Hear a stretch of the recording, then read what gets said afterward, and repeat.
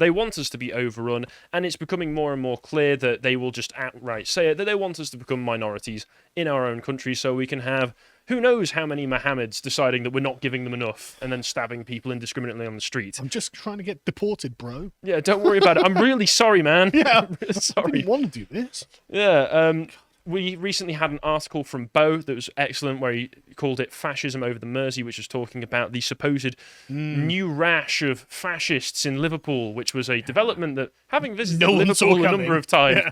doesn't seem to line up with me, but apparently people deciding that they want to protest migrants in hotels going out and raping the locals is far-right fascism. So Bo always has quite an acerbic wit and way with words. He's always well worth a read, and with this, if you're a Silver Tier subscriber, you can even hear him read the article for himself. So One of the always things worth that anyone who's not familiar with Liverpool might need to know is that it's infamously leftist to the point where at their football games you'll see communist flags flying. They're notorious for chanting things like we're not English, we're Scousers. They have a very independent spirit. They do. Well, they're And that- Irish colonists. Well, yeah, and that independent spirit is inevitably massively communist. Yes. So it's very it's, like all Celts, they're incredibly commie. yeah, and it's strange once again that it was labelled as far-right fascism as soon as they go, we don't want immigrants raping our people. I mean, but that's just how it Not goes. an in the States. unreasonable position, to be honest, but apparently that's fascism. No, a these very days. far-right position, though, supposedly. But let's take a look into the minds of our political leaders and how they see us, because this isn't just saying becoming a minority. This isn't just something that's in the air. This isn't just something that we plucked out of thin air. This is something that the EU is actively working on. Right, so this is becoming a minority project.eu. Yes. Right. This is funded by the European Research Council through an ERC advanced grant, and that is literally just receiving money from Right, the yeah. EU. Right, okay. And what this is doing is we'll look into the lives of people without a migration background. What's a person without a migration background usually called? They used to have a term for it called natives Or indigenous? or indigenous, but I'm pretty sure they only apply that term to people who look like American Indians Yes, these days. Yes, the Sami being the only indigenous people in Europe. Doesn't really hold much water for me. That I do love it. People without a migration background. well, it's just so insidious, isn't it? Yeah, they it is. know It is. they know It's how evil. to manipulate language, and the manipulation of language will manipulate the way that you think. So instead of thinking of yourself as native, somebody tied to the soil, somebody with ancestry and history going back 1,000 at least, if not thousands of years in a particular land, Somebody with investment. you're just somebody who didn't migrate here. Yeah, you're just exactly. There's no value judgment involved in someone who's just arrived, just got off the boat, off the illegal boat, who's about to stab you, and you who has been part of a lineage, a continuation of families for literally like 1,000 years who have built the land and the country to what it is now. There's literally no moral difference. Yeah, and that's what they're trying to do with the way that they change this language, because the more that you get people to accept terms like that, once again, the more it's going to affect the way that you think. And, 2 generations from now, your grandchildren are going to be thinking, well, I'm just someone without a migration background, which certainly isn't how I want my grandchildren to be thinking. But they give examples in this, because this is, like I say, is a larger project. They do lots of research into the effects of migration into Europe, because that's the only way that they're really focusing on this. And they take a look at integration and the effects of that and the way that integration should be going, because they notice that there's this strange feeling that people without a migration background in these countries want people migrating to integrate into the local culture. That's not right. That's Nazism. Basically That's literally what Hitler was saying. We need these Jews to integrate. We damn need it. all of these minorities who have immigrated into 1930s Germany to just integrate to local German culture. I'm pretty sure that was what Kristallnacht was. Yeah. No. Yeah. No, but it gives examples. So it says, in a city like Amsterdam, today only 1 in 3 youngsters under the age of 15 has 2 parents born in the Netherlands. Just amazing. stated without value amazing. judgment. That the person typing this was typing it with one hand. I mean, in London, it's 40%. 40% of people are immigrants in London. And once again, if you start to actually take it down into the age demographics, for the young people in London, it probably will be worse than 1 in 3. Yeah, and the number of English left in London is 37%. So there are more first-generation immigrants in London than there are English people these days. Well, you'll see the Becoming a Minority project, you'll see their solution to the idea of white people and native English people wanting to get away from their newly colonized cities and just, go and live somewhere where they can all go and be English. You'll see their attitude towards that. Oh, yeah, okay, I look forward to it. They say here, this situation where everybody belongs to a minority, now that everything has been flattened down, everything has been flattened down and we're all minorities. Okay, hang on. There might be an advantage to that. Surely then, the English community, is, as the largest minority in a democratic society, deserves primacy about considerations towards their interests. Well, in a democratic society, and I know I for one voted for this sort of thing to be going on. I recall being asked about this in all of the elections I voted in. It was the top of the agenda on every single manifesto. Pretty sure this is what Boris campaigned for. Yeah. 2019, he said English minority in their own country. We need to become the minority. Conservatives 2020. 2019. They point out rightly that this situation is becoming more and more common in many neighbourhoods of large Western European cities, which is probably why people don't like living there anymore. For example, 40% of the neighbourhoods in Amsterdam, people of Dutch descent, are now a numerical minority. Brilliant. I'm sure the Dutch are thrilled with that. When I used to think, it would be really nice to go and visit Amsterdam and visit the local culture, now I just get a variety of local cultures to choose from, apparently. Yeah. That's just what I want. And like I say, this is funded by the EU, so this comes very much across as we created the problem, so now we're doing the research on how to keep the problem going and make it even worse, and make people possibly more comfortable as they get pushed out of their own countries. And they get to pay for it too. Oh, yeah, that's always the most fun part. But let's take a look at some of the papers that they link on the website and just see the demonic, because that's the only word I'm going to sound like Connor a little bit here. This is a truly demonic attitude that our political leaders and the people that they employ to do their research for them, the way they look at these situations. So this next paper is one that, once again, is linked on the website, Shifting the Focus of Ethnic Villages. Oh, yeah. So this is taking the idea of, we know that there are ethnic enclaves in cities like London. If you go to what is it? Tower Hamlets is 95% non-native English now, and that's probably just the bits that aren't Canary Wharf. Yeah. Everywhere around it is just 95% like Muslim, or something like that. Well, we shouldn't focus on Tower Hamlets probably. And then you got places like Hackney, where there's like 60% Caribbean. And I've seen a recent article from the BBC where they were praising a town, a small corner of Yorkshire, which is basically just no English people there anymore. That was in 2016 as well. Was that 2016 that they started bragging about that? I mean, reporting on that. Yeah. Very interesting. Well, we need to stop. We need to shift the focus. We need to shift the framing that we're doing this for, because the frame game is king. In the mind of the public, your average Dino watching television, watching the BBC, they'll be a bit sus of some things, but if they see the reporting going in one particular way, as long as you've got the frame game right, if you've got the slogans right, most people just go along with it. Well, Dino doesn't need to critically think about anything. No, he doesn't. He just needs his Pure Gym subscription. Yeah. He needs his new Nikes. Yeah. Or Airsoft or whatever they are. He needs... Go down for a breakfast at the local pub, and everything's fine. Yeah, Connor understands this, being a Dino himself. Harsh. Well, they're addressing the Dino question over the weekend, and from what I'm aware, I've been named a Dino, all because I do go to Pure Gym. I don't think anyone who works here is a Dino. No, neither do I.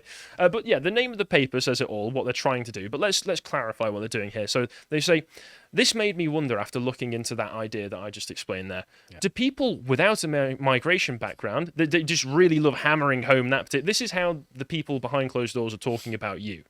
Fellow Englishmen watching this video, you are just a person without a migration background. You are just an economic unit to be shifted from one place to another. In highly diverse cities, don't they cluster just as much as people with a migration background? And if so, why is this segregation of people of white native descent rarely problematized in public discourse? At least they use the word native there. At least they did there, but I can tell that they did it with... So they really didn't want to. Is it problematic that when being edged out of their own cities, they move to areas with other English people? where they can presumably retain English traditions and customs, or even just English attitudes towards things. So you talk to an English person, you know that they're going to have a certain attitude and even just way of being. Yeah. It's nice to be around people who share those ways of being with you, because customs and habits. It makes life a bit more predictable. And I think nowadays, when everything is so unpredictable and we're being told constantly we need to constantly be on the verge of change and upheaval, just a little bit of consistency is nice. But I just think it's interesting that they're addressing this from how do we make the phenomenon of native people in their own country sticking together and not integrating into foreign populations, how do we make that a problem? Really? That's it? Why is that an issue, I wonder?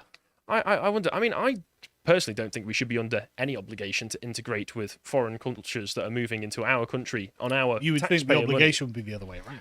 Yes, but they bring up some examples. Today, more than 54% of the inhabitants of Vienna have a migration background. Oh, right. So 54% of Vienna is immigrant. Right. Okay. Yes, and this means that the capital of Austria, could you even call it that at this point, does not host an ethnic majority anymore. And there's just a sense of victory. This feels like a victory lap when they can start making papers like this, like, yes, we've done it, boys. We've driven the Europeans out of their own cities. Ethnic Austrians being another numerical minority on the city on the neighbourhood level. Yeah, and within this city, the composition of ethnic Austrians varies across districts and neighbourhoods, and we can see that they also do cluster in ethnic villages. Well, so do the immigrants. Why is it not a problem when the immigrants do it? Well, that's the question. They're saying that the evil, backwards, bigoted, normal people, the plebs on the ground, notice this and they problematize it. Well, so we need to make them a problem back. That just sounds like bigotry to me. You know, if you're talking about these minority groups such as Austrians, and you're saying no, the way they live their lives is wrong. No, that's racism. It is, and they say here that there's an example of Per Albin Hansen, settled in the otherwise greatly diverse 10th district of Favoritin. So the greatly diverse, the greatness, the diversity is our strength. Yeah. So what these communities are, they're just weaker, just from the fact that they're more homogenous. They're weaker, presumably. Well, I mean, I wouldn't want to take that approach to, say, the Muslim community or the black community or the Bangladesh community or the Indian community, or, you know, that's just really racist to say that a community, because it's an ethnic enclave, is weaker and lacking in some way. Yeah, but despite all of that, the Per Albin Hansen settlement is hardly recognised as an ethnic village, nor problematised by the public and scholars, apart from these scholars. Instead, some residents labelled the settlement the most beautiful neighbourhood in Favoritin, which it, let's be honest, probably is. It probably is. I wonder why. But so, why is it okay, in quotes, for people of white native descent? I love the brackets for white. Yeah. Like they're saying it under their breath, white native descent to cluster, but not for non-natives. Well, because they're non-natives. You've answered your own question the question. Because there was supposed to be integration of foreigners into our culture, which didn't happen. And as someone who believes in the right of the freedom of association, I think people do have the freedom to associate with people that they want to. And if this is just how things happen, then we shouldn't have political leaders and their stooges deciding how they can change everything. This view emphasizes the idea that the people of native descent, or whites in general, are ethnicity-free, and the undesirable effects of segregation do almost exclusively apply to the other. And that's a very internationalist way of looking at it, because I don't think Europeans see themselves as without ethnicity. No, we of course we have ethnicity. That's why we call them Austrians. But why does that apply to the European, the natives, and not the non-natives? Like that, it surely is exactly something that can be applied both ways. You'd think so. It might also explain, though, why the clustering of white. Once again, in brackets. Why have they kept it in brackets every single time? Why not just people of native descent? Why do you have to bring up the fact that they're white? Yeah, the clustering of white And people. The thing is, like, okay, so let's take London as an example. There are hundreds of thousands of Europeans living in London. They're not of native descent, but they are white. I still don't want them there. I still don't want them there. I'd still like London to be less metropolitan, cosmopolitan, globalist, let all the world soak in. Exactly. No, I want it to be an English city. Yeah, there are literally millions, well, not millions, hundreds of thousands of French and German and Polish and, you know, various other European ethnicities who are non-native but are white. Why do you have to use the word white? Yeah, but they say that these people, these white people without a migration background, is seldom seen as a problem. Just because they are the majority on the country level, does it mean that cultural integration is a one-way street in highly diverse cities? As if we have to, It should. as if we have to ask the people funding and writing this research Yeah. for permission, Yeah. for permission to form our own communities and live among people that we actually want to live among, rather than be, graced with the presence of the Mohammeds of the world. Yeah. And if you want evidence of why exactly people tend to cluster in these neighborhoods, just look at the previous segment. Yeah. There you go. Continuing to exclude white ethnic villages from the segregation discourse reinforces the idea of whiteness. And the native Right. Hang on, no. Okay, right. Okay, I see. So the segregation discourse, the discourse is, it's a problem that the immigrants have come over and self-segregated into their local communities. That's a problem they're working on, presumably. But we never talk about how the indigenous white people are self-segregating. That's a problem too, right? And I suppose if you literally want to create this globalist, homogenous like soup of culture where literally no one is from anywhere, and no one, if you're the atomized individual, like, nanites just wandering around in a giant mega city, your 15-minute mega city, just cooming all day. Oh, that probably is a problem. You're gonna love which megacity they want to base all of this off as well. God, man. But no. First, we'll look at the next article, because this is another one linked on the Becoming a Minority project page, where they're talking about, okay, what do we do then? What do we do, seeing as we've got all of these evil white enclaves set up? How do we integrate them? Well, in their defense, I mean, they also think the brown enclaves are evil. Oh, well, we need to just get everyone together. Yeah. We need the beige future. Yeah, we're never going to get the atomized beige future that they want without racial integration on every single level. But they say what we need to do is we need to dismantle the way in which we do integration, which inevitably means we as the native populations need to become the foreigners. Okay, yeah, Yep. fair enough. Whether in research or policy making, which would also go hand in hand with dismantling the nation state. Oh, brilliant. I don't remember signing up for that, but okay. I'm sure the Poles are going to be very on board with this. And I love the phrasing of this next clause in the sentence. And I don't think that's a task we are up to, brackets, yet. Amazing. Oh, this is a very anti-Semitic article, I must say. Yeah, it's how dare they be so opposed to Israel?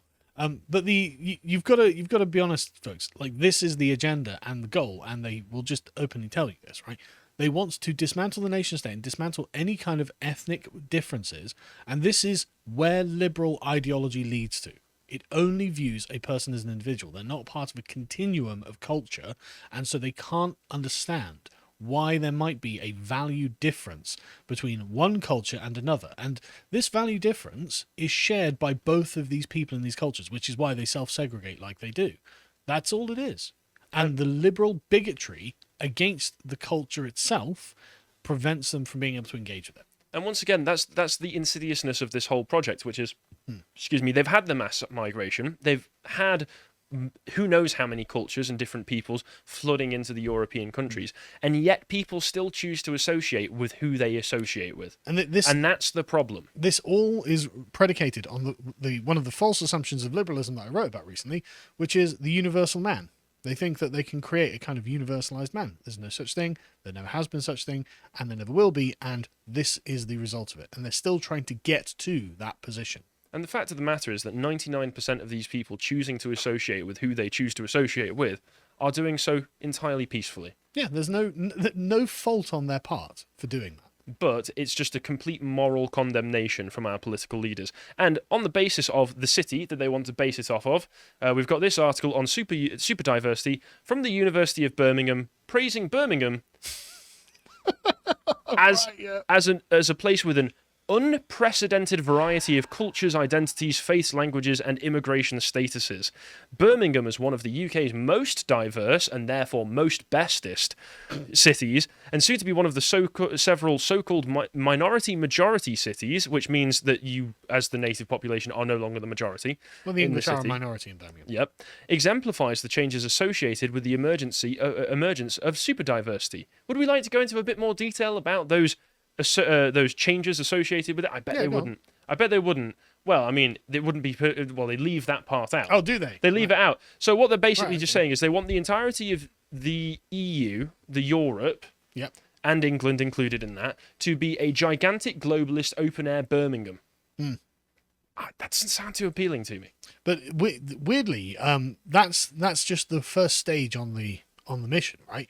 Because even if you get the gigantic open air Birmingham, you've still got the segregation of these cultures. So then they're gonna have to start breaking down the barriers that, like, the cultural differences between these things. So eventually, you just have the homogenous soup of Coomer individuals walking around buying the latest iPhone or whatever. Well, as long as they're happy with all of their OnlyFans subscriptions, knowing that their daughter's earning a good living serving those Coomers, then, there you go. That's all the globalist elites really care about. That's happiness, don't you understand? Oh, and happiness is the true meaning of life. Well, it kind of is, but that's the question is, Well, what's the true meaning of happiness? It's a very gross modern interpretation of yes, happiness. It's a very isn't it? materialistic, liberal interpretation. Yeah, of happiness. and they just rub it in at the end here. Much of Europe and the developed world have already become super diverse, and super diversity is here to stay. That's right, we've ruined your countries, and there's nothing you can do about it. Nah, nah, nah, nah, nah. There you go. That's literally what that means. Yeah, that's the message. So it's absolutely ridiculous, and I thought I'd end this on a bit of a meme because I did find this article showing the results of super diversity, what we as the people without migration background in these countries can expect and are getting nowadays. Which somehow are we still hurting the minorities? Yes, LA, as everybody knows, is a super diverse city and one that we should all think of as an ideal to strive for, and you can see that the messaging always ends up going in one particular direction, which is this amazing LA Times article saying how white and affluent drivers are polluting the air breathed by LA's people of colour. And this is obviously something that has only been caused by the segregation inherent within these communities, and probably could be solved by greater integration. But the actual solutions put forward are always the same one. So this person is basically just whining, oh, the people of colour, they live in communities where they're always next to freeways, they get bad air, whereas I, as an affluent white person, feel so terrible driving through those communities every morning on my way into work. I try my best to get the train, but sometimes I just have to get the car, as if he's like waving a Confederate flag outside his window as he's driving through Compton or something. Drive through here. Yeah, and he's just pointing out, when these people, when they drive through these, not like these commuters are coming in and shopping in these communities and patronising restaurants. Yeah. Yeah, it's probably not, and I don't think the locals would probably like them doing that earlier. But isn't it interesting? The American view is we need more segregation. Whereas in the European it's a very American view. Yeah, we have to abolish segregation. You're not allowed to live anywhere. But the solutions are everything that you would expect. We need electric cars. We need to ban fossil fuels. We need climate justice, all these sorts of things. That's the American view. But the European view, of course, is that our political leaders hate you and they want you to become a minority, and they don't want you to be able to choose the communities that you live in, because screw you. If you appreciated that segment from the podcast of the Lotus Eaters, you can go to lotuseaters.com to get access to all the premium content that's on the site, such as the Epoch series, this episode on William Wilberforce. If you'd like to find out what else is being put out, you can follow on Getter at lotuseaters_com on Getter. Thank you and goodbye.